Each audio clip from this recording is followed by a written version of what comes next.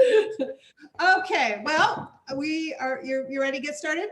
I am. Okay. All right. Hello, everyone. It's Jeny Heckman here with Jeny's Tattletales, and I'm here with Andrea, the marketing manager for Celtic Butterfly Publishing. And today we have L.A. McGinnis. We're going to call her Laura, and she is the urban fantasy author. Her series is The Banished Gods, and the book that we're kind of spotlighting this today is called The Queen of Swords. Which is really sounds like it's a great series. I looked on your website, and I love your website. I love the colors. I love the monogram, the little logo that you have at the top. It's really beautiful. It's a beautiful website. It's lamcginnis.com. And first, I'm going to just read your bio. So, perched on the edge of a national park, L.A. McGinnis spends her days writing sexy urban fantasies filled with brooding heroes and smart, bold heroines.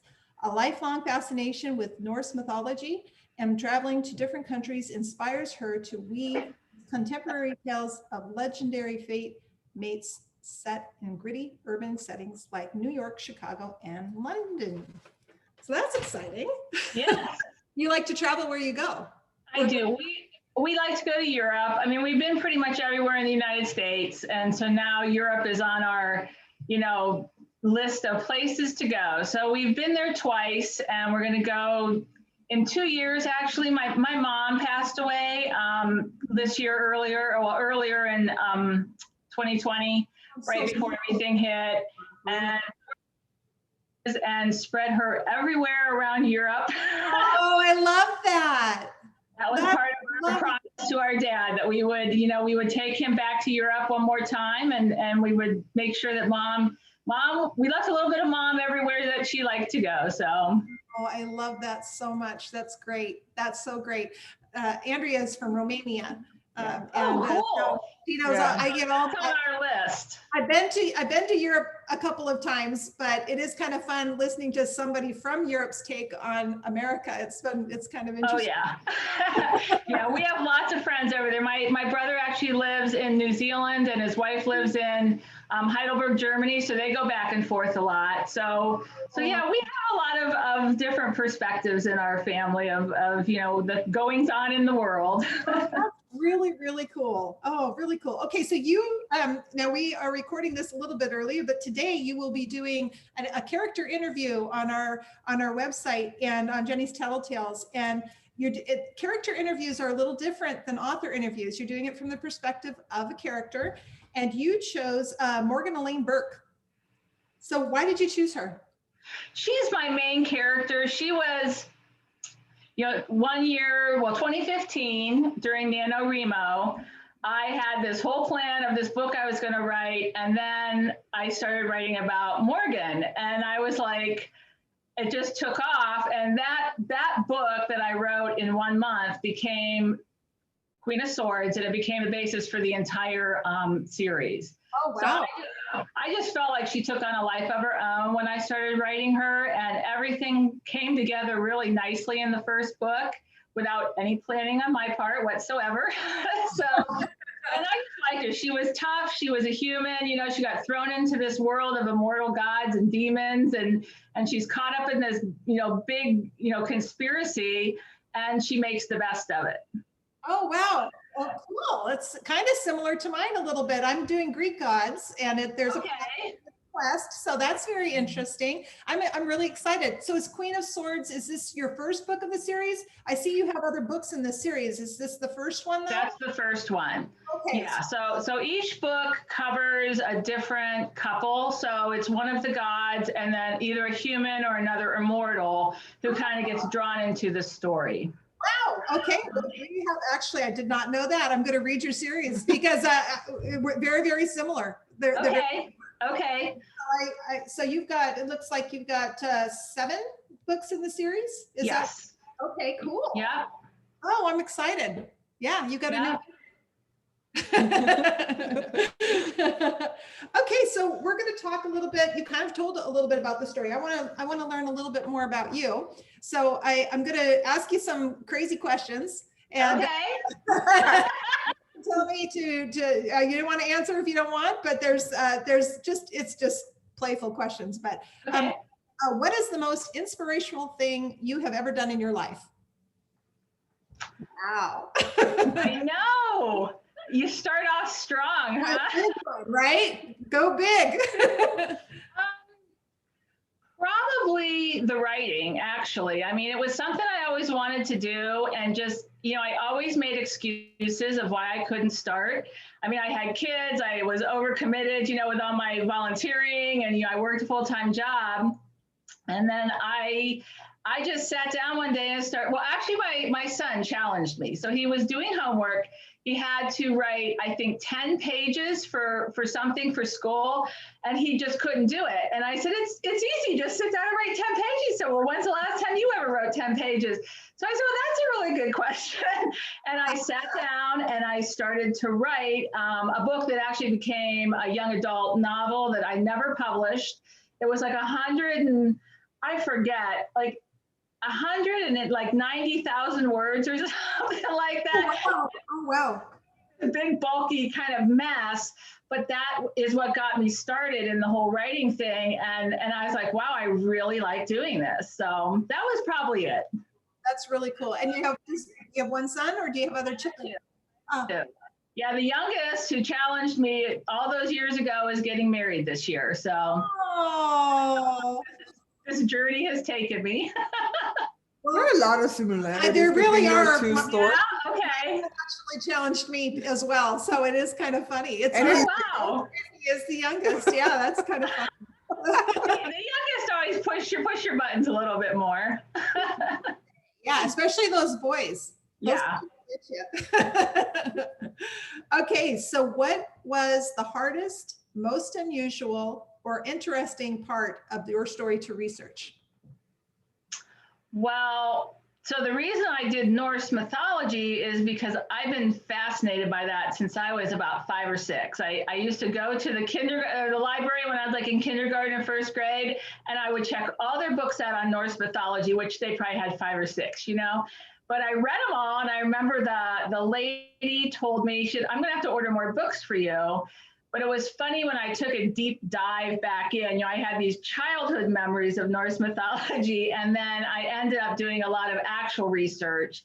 And it was a deep dive. I have books, or notebooks, full. And I'm sure if you write Greek, you're doing the same thing. I mean, but it was funny because my childhood, impressions of what Norse mythology were very innocent and very, wonderful, but it was good to like really do a good, deep dive into the world again. Yeah, they were a little, I don't know, Zeus liked to play around a lot. I think I left that out of the books that I was reading when I was like 6 or 7. Okay, so now I'm going to switch. Well, we kind of talked about how your interest in writing kind of originated a little bit. Is there anything more you wanted to add to that about how your writing kind of originated in terms of, like, I know that you said about your son, but did you always like to write? Did you do well in English? Did you like writing? Well, I dual majored in college. I have an art degree, but I have a minor in English. So I took a lot of Norse mythology classes. I took a lot of Old English classes where we had to write, we had to read Chaucer in the original language and recite it, which I can't do, so don't ask me. Oh, you're reading my mind. That's kind of cool. It would be funny, but I don't think I could do it. Yeah, so, I mean, this was sort of like everything coming full circle. Oh, cool. I mean, it was, everything I had learned, everything I'd ever really wanted to do, I finally got this chance to do it, which had always been there, but I just never really took advantage of it. So. Oh, that's really cool. That's really neat. Okay, so how could someone benefit? There's a million newsletters out there. People, are always asking people to sign up for their newsletters or sign up for their emails or whatever. What would somebody benefit from signing up for your newsletter? I do a couple things in mine. I do early releases of information. So I'll put chapter 1 out there. of whatever I'm working on at the moment. So they get a sneak peek. They can also join my Facebook private group. They can be an ARC reader. They can be a beta reader. I mean, I'm always looking for feedback, from people, new views on my writing and what people's take on it is, because I want to improve. And to me, that's the way you improve. As you talk to your readers, and you get honest feedback. So I'm always looking for honest feedback. I do giveaways and I do things like that. I do try to put in my newsletter, whatever the free, my pick of the best free Amazon books of that day are. So you do get a little bit of, I do the work for you. You can decide if you want to follow up on those or not, but I do a couple of those. And do you recommend fantasy books or do you recommend other styles of books? You know what? It's funny. I recommend a mix.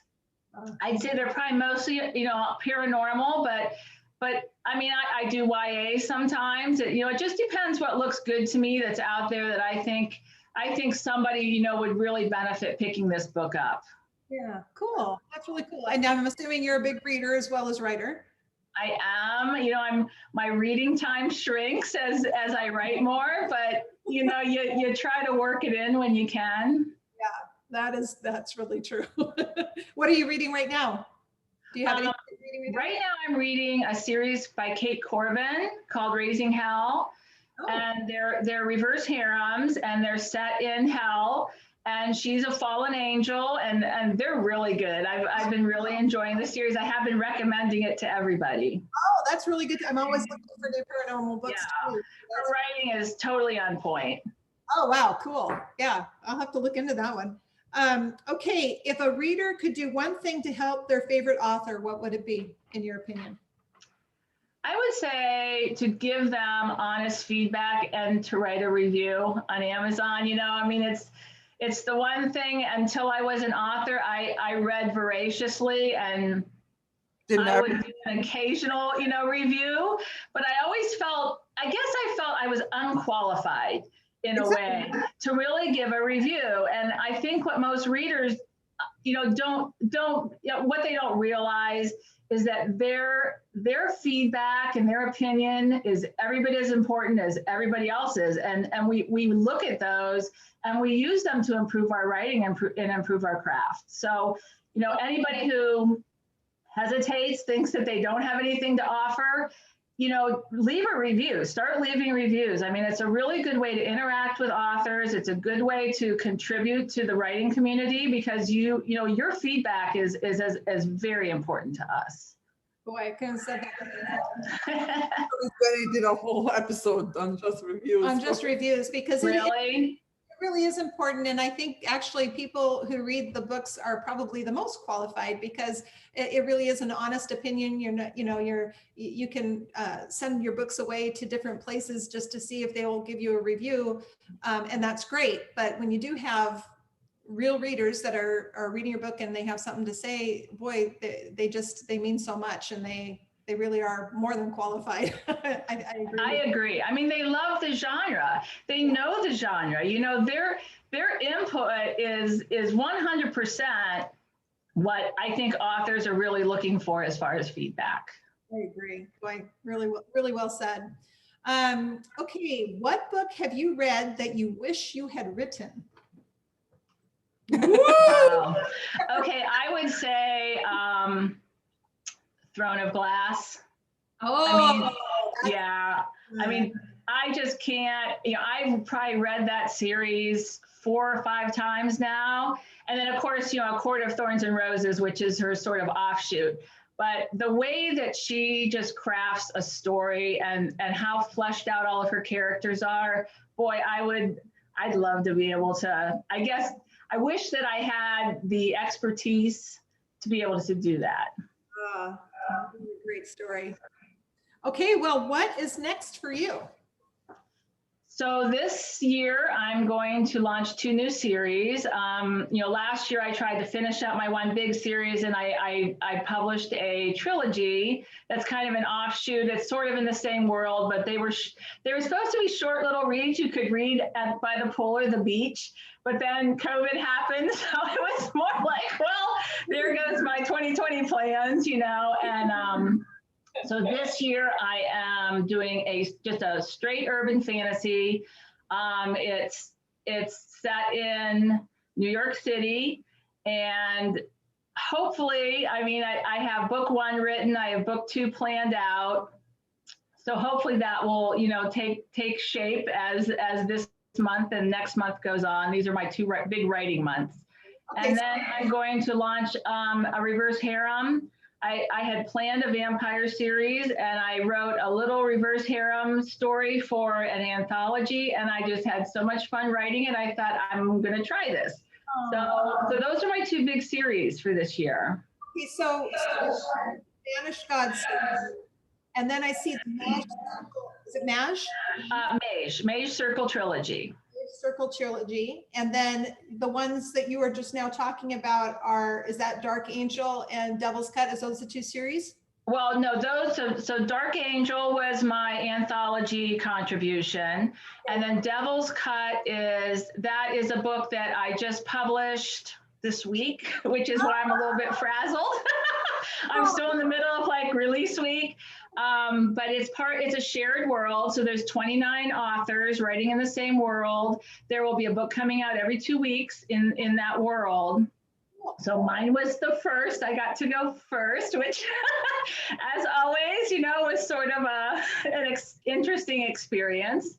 Nothing like trying to figure stuff out on the fly, but it went good. We had a good launch this week, and it's going to be a fabulous series. Oh, that's called Devil's Cut. And what's the name? Immortal Keeper? Is that the name? It's the Immortal Keeper series. So everybody will write in the same world. So the vampires belong to sort of like a loose society of immortals who, when they find a human, or run across a human that has special talents of some kind, they kind of mentor them. And of course, then they fall in love, and, you get your happily ever after.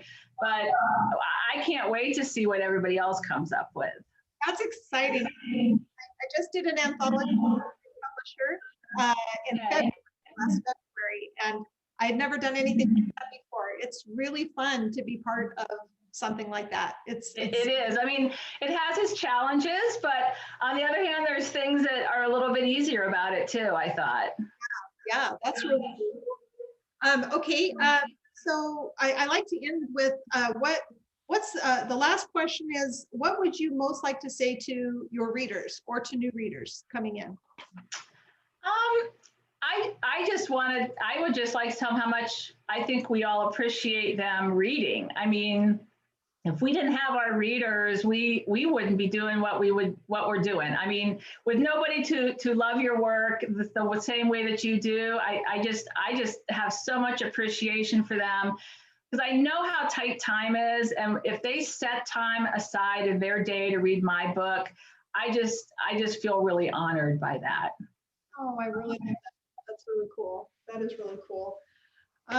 Okay, so I guess what I'd like to just say is that you want to follow LA on social media, and she is her website is lamcginnis.com, right? Uh-huh. And you can see her today on Jeny's Tattle Tales. She's doing a character interview, and we're also going to have all the links up. All the links, yeah, we'll have the links all on our website as well, but you can also go onto LA's website. And again, her character is Morgane Elaine Burke. And and it's a really great interview. So please take a look at it and leave reviews if you read it. Leave reviews. Even if they're bad, if you didn't like it, tell me what you didn't like about it. I want to hear. Yeah, it's the way you eat, like you said, it's what makes you better. That's really, really awesome. And thank you so much, Laura, for coming on with us today. This has been such a pleasure. And you're the first one that actually did video with Jeny. Yeah. We just started. Really? Yeah, we're so really that's the first one. And the thing I just love is that there's a lot of parallels with us. So this is really kind of very exciting. Yeah, we will have to chat afterwards for sure. I think so. So thank you so much for coming on. Really, really, really appreciate it. And she's in Ohio, so we're got a little bit of a time difference here, but thank you so much for coming on with us. Really appreciate it. All right. Well, thank you for having me. I really appreciate it, you guys. Okay. Bye-bye. Have a good day. I'm gonna just